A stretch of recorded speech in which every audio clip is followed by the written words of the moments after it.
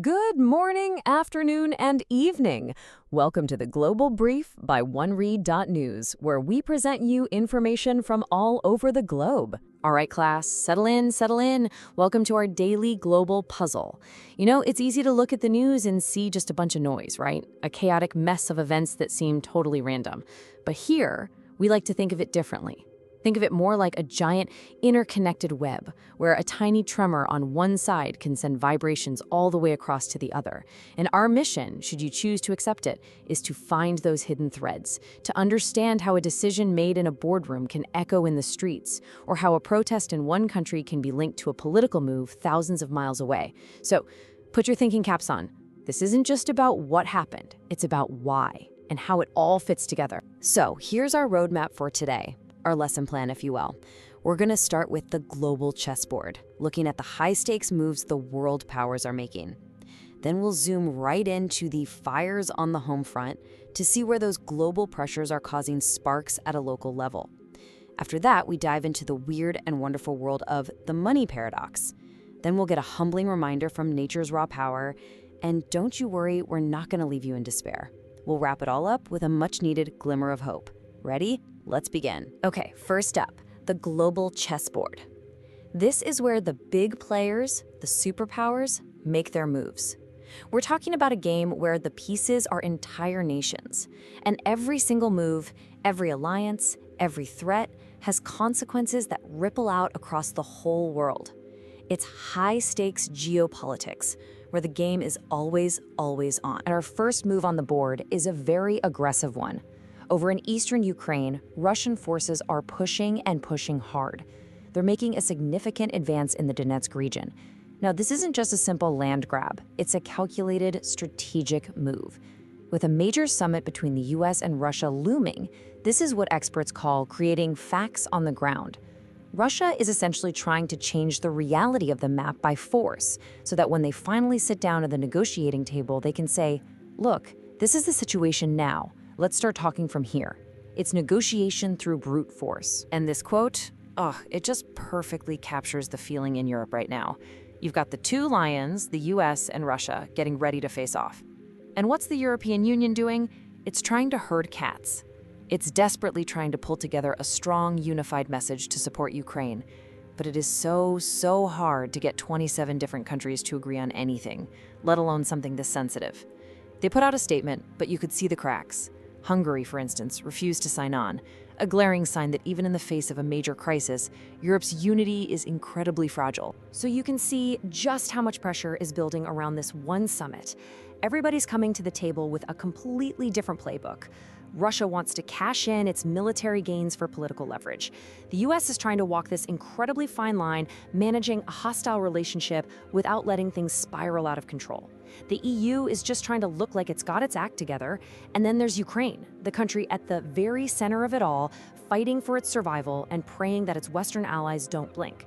The weight on this single event is just enormous. And while that's happening, the chessboard has other critical hotspots. In Gaza, it feels like we're watching a tragic split-screen TV. On one channel, you have the ongoing military reality, reports of continued Israeli bombardment.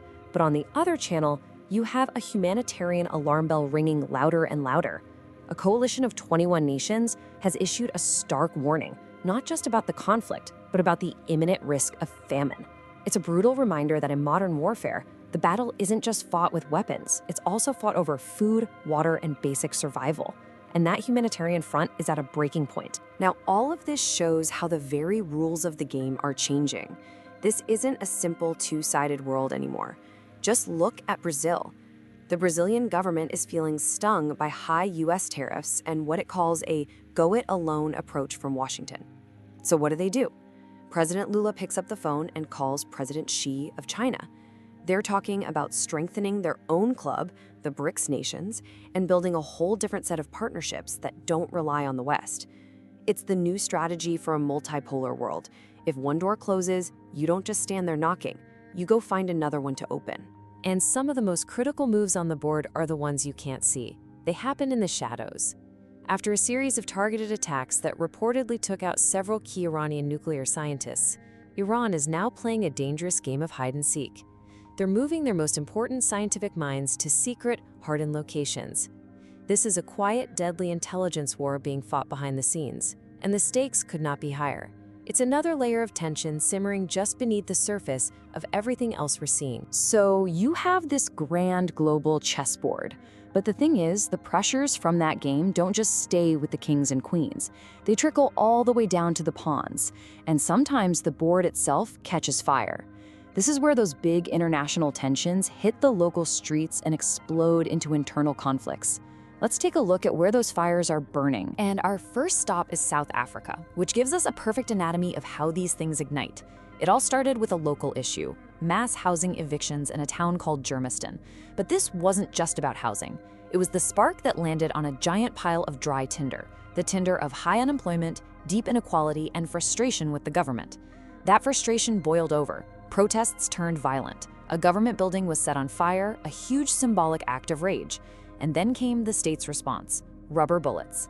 It's a textbook case of how deep, systemic problems can erupt into open conflict with just one push. Now let's head over to Pakistan, where another fire has been smoldering for a long, long time. In the massive southwestern province of Baluchistan, an attack on a military convoy left 9 soldiers dead. Baluchistan is a land rich in natural resources, but it has a very long and violent history of separatist movements and militant groups who feel they aren't getting a fair share. This attack isn't a new story. It's a brutal and bloody chapter in an ongoing saga of the Pakistani state's struggle to control its own territory and manage these deep-seated grievances. All right, now for a story that shows just how incredibly sensitive things can get, how a tiny spark can cause a huge explosion. It starts with the number 1. One single person at a concert in Poland, and that person waves one single flag. But it was the wrong flag. It was a controversial Ukrainian nationalist symbol, one that carries a ton of painful historical baggage for both Poles and Ukrainians. 2 people who are now supposed to be allies against Russia. And the response to that one flag? 63. The Polish government is deporting 63 people who were at that concert. One flag, 63 deportations. If you ever needed a lesson in how historical wounds and nationalism are simmering just below the surface, even among allies, this is it. It shows how incredibly fragile peace can be and how quickly old anger can resurface. Sometimes the fires are less about the streets and more about the halls of power. And this quote, well, it just says it all. In South Korea, being a former president or first lady really does seem to be a pre-existing condition for legal trouble. The latest episode, an arrest warrant has been issued for the former First Lady, Kim Keon-hee, on a whole raft of charges, bribery, fraud, you name it. It's part of a well-worn, almost predictable cycle in South Korean politics. You get into the presidential Blue House, and as soon as you're out, your opponents make sure your next stop is the courthouse. It's a cycle of political revenge that just erodes public trust over and over again. Okay, take a deep breath. We're switching gears now, and we're heading into a real head-scratcher, the world of money. Welcome to the money paradox, a place where what you hear about the economy often makes absolutely no sense when compared to what you see in your own life. It's where the financial world feels completely detached from reality. For a perfect example of this paradox, let's head down under. It's like there are 2 Australias right now. In one Australia, you have the central bank. They're officially worried, they're looking at global uncertainty, they're nervous, and so they're cutting interest rates to try and keep the economy from stalling. But then you have the other Australia. In that one, the country's biggest bank just announced a record-shattering profit. We're talking $10.3 billion. So which is it? Is the economy struggling or is it booming? The answer is yes, it's both at the same time, which is exactly the paradox. And it's not just in Australia. Look across the Pacific to Wall Street in the US. It is absolute party time. The S&P 500, the Dow, the NASDAQ, all the big stock market indexes are blasting through to new all-time highs. You think the economy was just firing on all cylinders. But what's really pouring the fuel on this fire? Is it some incredible new invention? A surge in national productivity? No, not really. It's something much simpler. It's the hope for more cheap money. This quote just nails it. It's a market addicted to stimulus.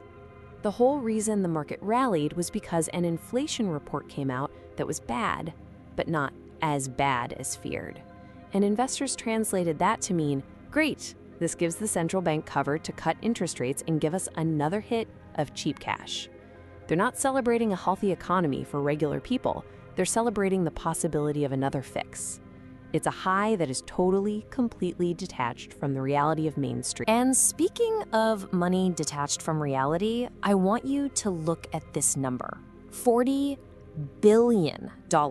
That's the estimated value of the cryptocurrency empire that was built by a guy named Do Kwon, an empire called Terra Luna that vanished into thin air in 2022, taking the life savings of thousands of ordinary people with it. Well, after years on the run, the bill has finally come due. The man behind that $40 billion house of cards, Do Kwon, has just pleaded guilty to fraud in a US court. And this is a huge landmark moment. The world of crypto has been like the Wild West for years. Fortunes made and lost overnight with almost no rules. This guilty plea is a signal, a massive one, that the sheriff might finally be coming to town. You can bet this is going to supercharge the demands for real, serious regulation of this space. All right, we've talked about our human-made dramas, our politics, our economies, our conflicts. Now it's time for a dose of humility. Because while we're busy playing our little games, Mother Nature occasionally likes to step in and give us a very serious, very powerful reminder of who is actually in charge on this planet. You literally cannot make this stuff up. I mean, come on, who had nuclear plant knocked out by jellyfish on their 2025 bingo card? Because that's what happened. In France, one of the most powerful nuclear plants in Europe had to shut down reactors.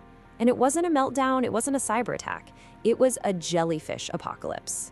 A gigantic swarm of jellyfish completely clogged the plant's cooling water intakes. It's hilarious on one level, but on another, it's a pretty stark example of how our most powerful technology can be brought to its knees by the most unexpected parts of the natural world. The reminder from nature was far more tragic over in Cape Verde. Think about this. On one of its islands, they received an entire year's worth of rain in just 5 hours. An entire year's worth. The result was exactly what you'd expect. Devastating, deadly flash floods that tore through communities, killing people and forcing more than 1,000 to flee their homes. It's the horrifying reality for nations that are on the absolute front lines of a climate that is getting more extreme and more violent. And for millions of people, this isn't a freak one-off event. It's an annual reality. Right now in the Philippines, they are bracing for Typhoon Genhorio, which is gathering strength, dumping heavy rain, and heading towards Taiwan. For the people who live there, this is a yearly ritual of survival. Boarding up windows, tracking the storm's path, preparing for the worst. It's the life or death cycle of living on a warming planet, where the storms just keep getting stronger. Okay, I know, that was all pretty heavy. Global conflict, social unrest, economic weirdness, and nature on a rampage. It would be easy to just throw your hands up. But that is never, ever the whole story. Because in the middle of all that chaos, there are always these incredible glimmers of hope. Stories of human courage, human ingenuity, and resilience that remind you what we're capable of. And let's start with this one. It is just an amazing story. Back in 2012, when militants linked to al-Qaeda captured the historic city of Timbuktu, they started destroying priceless cultural artifacts. But a group of local librarians and citizens staged a secret, daring rescue. They smuggled hundreds of thousands of ancient manuscripts, the history of a continent written on paper, out of the city. For 13 long years, they kept this treasure safe. And now, finally, the manuscripts are beginning their journey home. It's a beautiful, triumphant victory of knowledge over ignorance, of courage over extremism. And from cultural courage, we go to smart economic ingenuity in Nepal. For years, tourism in Nepal meant one thing: Mount Everest. All the focus and all the money went to that one famous peak. But the government just did something so simple and so brilliant. They have waived the climbing fees for 97 other mountains, most of them in the far, remote parts of the country. This one move could change everything. It spreads the tourism money around, it creates jobs in poor communities, and it offers a whole new world of adventure for climbers.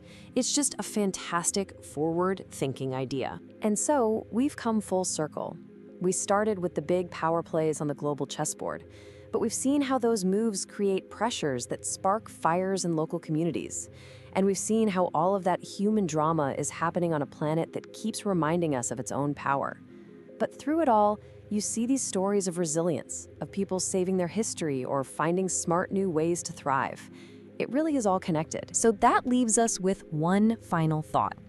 Today, we managed to connect a controversial flag at a Polish concert with a swarm of jellyfish off the coast of France, and see how they were part of the same big, complicated story of our world. It really makes you wonder, doesn't it? What seemingly bizarre, unrelated things are happening right now, and what invisible threads are connecting them that we just can't see yet. The global puzzle is always waiting. Our goal here is pretty simple. We just want to give you the facts, free from bias, free from the emotional spin, so that you have the pieces you need to assemble the puzzle for yourself. We really hope we've empowered you to form your own clear understanding of the day's events. If you appreciate this way of looking at the news, please share this explainer with your friends and family. Your support is what allows us to keep providing this space for factual, connected news. And you can also follow us on Instagram. Our handle is @Global1Read. Thank you so much for tuning in today. We'll be back with a whole new puzzle for you to solve tomorrow morning at 8 a.m. GMT. Follow us on Spotify and YouTube to listen to this podcast every morning at 8 a.m. GMT.